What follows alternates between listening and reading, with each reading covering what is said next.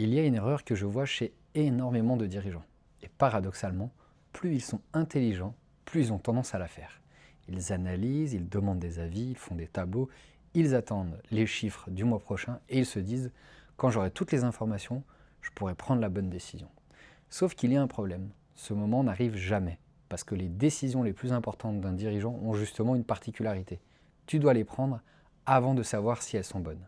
Recruter quelqu'un, se séparer d'un collaborateur, investir, déléguer une responsabilité importante, changer de stratégie, refuser un gros client. À chaque fois, tu aimerais savoir ce qui va se passer. Mais si tu pouvais le savoir avec certitude, ce serait plus vraiment une décision, ce serait juste un calcul. Et je crois qu'il y a là une énorme différence entre être un excellent expert et devenir un véritable dirigeant. Imagine, tu dois recruter quelqu'un. Ça va te coûter 50 000 euros, tu hésites et ton cerveau commence à faire ce qu'il sait très bien faire, chercher des raisons d'attendre. Est-ce qu'on aura suffisamment de chiffre d'affaires? Est-ce que c'est vraiment le bon moment? Et si l'activité ralentit? Et si je recrute la mauvaise personne? Alors, tu attends un mois, puis deux, et pendant ce temps, tu continues à faire toi-même une partie du travail, ton équipe continue à être sous tension, certains projets prennent du retard et toi tu continues à travailler 50, 60, parfois 70 heures par semaine. Mais bizarrement, ce coup-là, personne ne le met dans un Excel. Et c'est là que le problème devient intéressant, parce que tu crois être prudent alors qu'en réalité, tu as déjà pris une décision. Tu as décidé de ne rien changer. Et c'est probablement la première chose importante à comprendre. Ne pas décider est une décision. Elle a un coût. Simplement, ce coût est beaucoup moins visible. Quand tu recrutes quelqu'un et que ça se passe mal, tu vois immédiatement le problème. Tu vois le salaire, le temps perdu, l'erreur de recrutement. Mais quand tu ne recrutes pas, tu ne vois pas le chiffre d'affaires que tu n'as pas généré. Tu ne vois pas les opportunités que tu n'as jamais saisies. Tu ne vois pas les décisions stratégiques que tu n'as jamais eu le temps de prendre.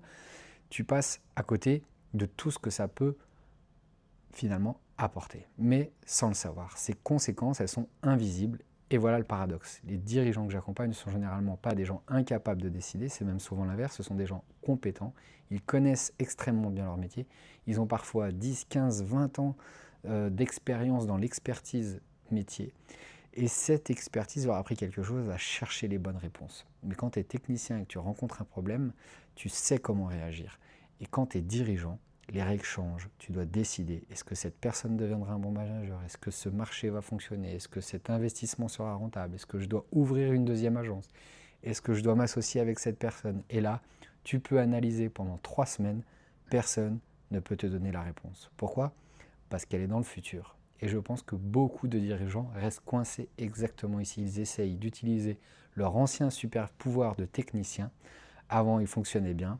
Il suffisait de comprendre, savoir, agir. Mais quand tu diriges une entreprise, ça devient plutôt comprendre suffisamment, décider, agir, apprendre, ajuster.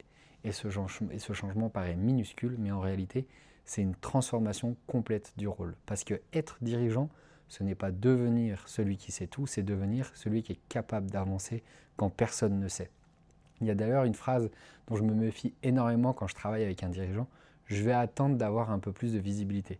Parfois, c'est parfaitement rationnel, il manque une information décisive, très bien, attendons. Mais parfois, avoir plus de visibilité veut simplement dire j'aimerais ne plus avoir peur avant de décider. Et ça risque de prendre longtemps. Parce que tu peux obtenir 10% d'informations supplémentaires, puis encore 10, et ton cerveau trouvera toujours une nouvelle question. Oui, mais et si? On ne sait jamais, et à un moment donné, tu n'es plus en train de chercher de l'information, tu cherches de la certitude. Et ce n'est pas la même chose. Je vais même aller plus loin. Si toutes les décisions d'un dirigeant pouvaient être prises avec 100% de certitude, on n'aurait probablement pas besoin de dirigeants. Un logiciel pourrait les prendre. Si A, alors B. Si le retour sur investissement dépasse X, investir. Si le chiffre descend sous Y, couper. Mais ce n'est pas ça diriger. Diriger, c'est souvent avoir 60-70% des informations. Plusieurs options imparfaites, des conséquences impossibles à prédire et malgré tout, quelqu'un doit choisir. C'est ça la responsabilité du dirigeant. Pas d'avoir raison à chaque fois, mais d'être capable de prendre une décision raisonnable avec des informations imparfaites. Alors attention, je ne suis pas en train de dire arrête de réfléchir et fonce, ce serait idiot. Le but n'est pas de prendre toutes ces décisions rapidement, le but c'est de savoir quand continuer à réfléchir n'améliore pas réellement la décision. Alors la première question, est-ce que cette décision est réversible? Parce que toute décision réversible ne mérite pas le même niveau d'analyse. Et pourtant, parfois, consacrer une énergie mentale disproportionnée à ces questions, et bien finalement, c'est une perte d'énergie. Si tu peux revenir en arrière, avance. Si tu peux limiter le risque, limite-le et décide. Tu n'as pas besoin de prédire parfaitement pour pouvoir prendre une décision. La deuxième question, c'est quelle information il me manque réellement pour avancer? Cette question, elle est puissante parce qu'elle permet de séparer deux choses. Chercher de l'information et procrastiner intelligemment. Si tu me dis, j'attends le résultat de cet appel d'offres pour savoir comment je prends ma décision, très bien, cette information peut réellement changer la décision. Mais si tu me dis, je vais attendre encore un mois pour voir comment évolue le marché, je vais te dire, qu'est-ce qui doit précisément se passer dans un mois pour que tu te décides? Et parfois, il n'y a pas vraiment de réponse. Et là, le problème, ce n'est pas le manque d'informations. Troisième question, c'est certainement ma préférée, quel est le coût de ne pas décider? Si je ne prends pas cette décision aujourd'hui, où est-ce que j'en serai dans 6 mois? Parce qu'on analyse naturellement le risque de l'action, mais beaucoup moins celui de l'inaction. Et si je recrute et que ça ne marche pas, très bien. Mais si tu ne recrutes pas, et si je délègue et qu'il fait une erreur, ok, mais et si tu continues à être indispensable à toutes les décisions de ta boîte pendant encore 2 ans? Et si cet investissement ne rapporte pas, très bien, mais et si ton concurrent investit pendant que toi tu attends? D'un coup, le calcul change. On imagine souvent qu'un excellent dirigeant est quelqu'un qui prend énormément de bonnes décisions. Je pense que c'est incomplet. Un bon dirigeant est aussi quelqu'un qui construit un système dans lequel il peut se tromper sans mettre son entreprise en danger.